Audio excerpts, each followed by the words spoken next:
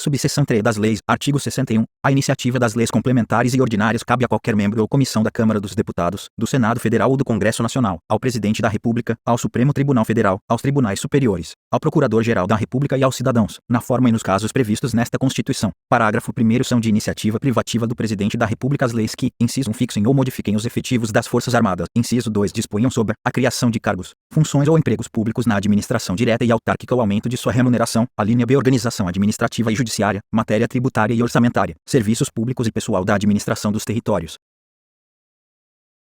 A linha C, servidores públicos da União e territórios, seu regime jurídico, provimento de cargos, estabilidade e aposentadoria. A linha D, organização do Ministério Público e da Defensoria Pública da União, bem como normas gerais para a organização do Ministério Público e da Defensoria Pública dos Estados, do Distrito Federal e dos territórios. A linha E, criação e extinção de ministérios e órgãos da administração pública, observado o disposto no artigo 84, 6. A linha F, militares das Forças Armadas, seu regime jurídico, provimento de cargos, promoções, estabilidade, remuneração, reforma e transferência para a reserva. Parágrafo 2º. A iniciativa popular pode ser exercida pela apresentação à Câmara dos Deputados de projeto de lei subscrito por, no mínimo, 1% do eleitorado nacional, distribuído pelo menos por 5 estados, com não menos de 0,3% dos eleitores de cada um deles. Artigo 62. Em caso de relevância e urgência, o Presidente da República poderá adotar medidas provisórias, com força de lei, devendo submetê-las de imediato ao Congresso Nacional.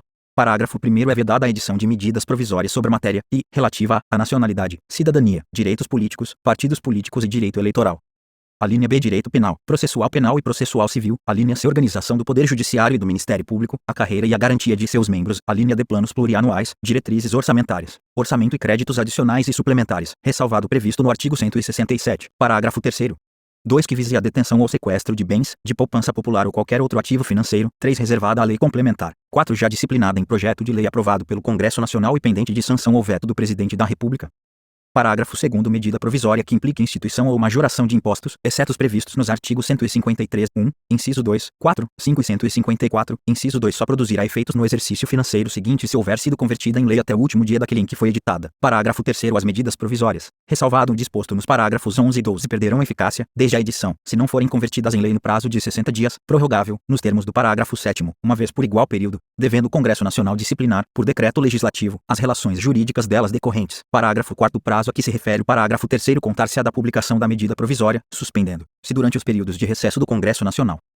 Parágrafo 5º. A deliberação de cada uma das casas do Congresso Nacional sobre o mérito das medidas provisórias dependerá de juízo prévio sobre o atendimento de seus pressupostos constitucionais. Parágrafo 6º. Se a medida provisória não for apreciada em até 45 dias contados de sua publicação, entrará em regime de urgência, subsequentemente, em cada uma das casas do Congresso Nacional, ficando sobrestadas, até que se ultime a votação, todas as demais deliberações legislativas da casa em que estiver tramitando. Parágrafo 7º. Prorrogar-se a uma única vez por igual período a vigência de medida provisória que, no prazo de 60 dias, contado de sua publicação, não tiver a sua votação encerrada nas duas casas do Congresso Nacional. Parágrafo 8º. As medidas provisórias terão sua votação iniciada na Câmara dos Deputados. Parágrafo 9º. Caberá à comissão mista de deputados e senadores examinar as medidas provisórias e sobre elas emitir parecer, antes de serem apreciadas, em sessão separada, pelo plenário de cada uma das casas do Congresso Nacional. Parágrafo 10. É vedada a reedição, na mesma sessão legislativa, de medida provisória que tenha sido rejeitada ou que tenha perdido sua eficácia por decurso de prazo. Parágrafo 11. Não editado o decreto legislativo a que se refere o parágrafo 3º até 60 dias após a rejeição ou perda de eficácia de medida provisória, as relações jurídicas constituídas e decorrentes de atos praticados durante sua vigência conservar-se-ão por ela regidas. Parágrafo 12. Aprovado o projeto de lei de conversão alterando o texto original da medida provisória, esta manter-se-á integralmente em vigor até que seja sancionado ou vetado o projeto.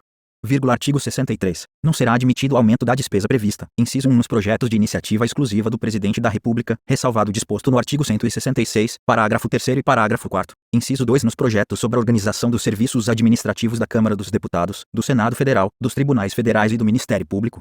Artigo 64. A discussão e votação dos projetos de lei de iniciativa do Presidente da República, do Supremo Tribunal Federal e dos Tribunais Superiores terão início na Câmara dos Deputados. Parágrafo 1º. O Presidente da República poderá solicitar urgência para apreciação de projetos de sua iniciativa. Parágrafo 2º. Se, no caso do parágrafo 1º, a Câmara dos Deputados e o Senado Federal não se manifestarem sobre a proposição, cada qual sucessivamente, em até 45 dias, sobrestar-se-ão todas as demais deliberações legislativas da respectiva casa, com exceção das que tenham prazo constitucional determinado, até que se ultime a votação. Parágrafo 3º. A apreciação das emendas do Senado Federal pela Câmara dos Deputados far-se-á no prazo de 10 dias, observado quanto ao mais o disposto no parágrafo anterior. Parágrafo 4º. Os prazos do parágrafo 2º não correm nos períodos de recesso do Congresso Nacional, nem se aplicam aos projetos de código.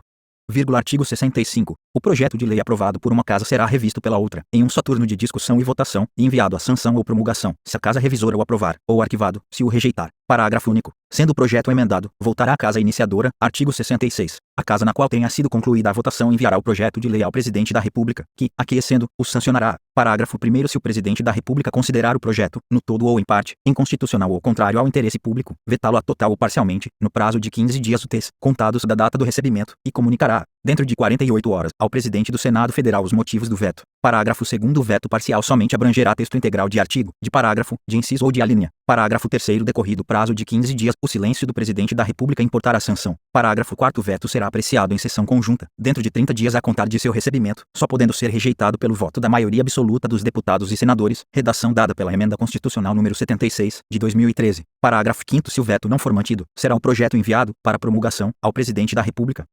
Parágrafo 6º. Esgotado sem deliberação o prazo estabelecido no parágrafo 4º, o veto será colocado na ordem do dia da sessão imediata, sobrestadas as demais proposições, até sua votação final. Parágrafo 7º. Se a lei não for promulgada dentro de 48 horas pelo Presidente da República, nos casos dos parágrafo 3º e parágrafo 5º, o Presidente do Senado a promulgará, e, se este não o fizer em igual prazo, caberá ao vice-presidente do Senado fazê-lo. Artigo 67. A matéria constante de projeto de lei rejeitado somente poderá constituir objeto de novo projeto, na mesma sessão legislativa, mediante proposta da maioria absoluta dos membros de qualquer das casas do Congresso Nacional.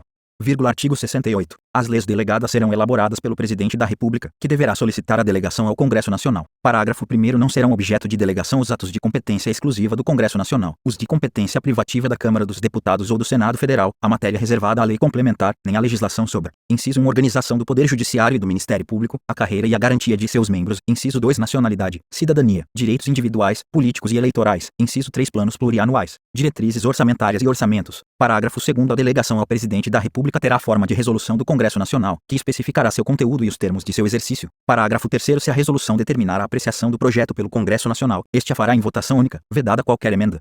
Artigo 69. As leis complementares serão aprovadas por maioria absoluta.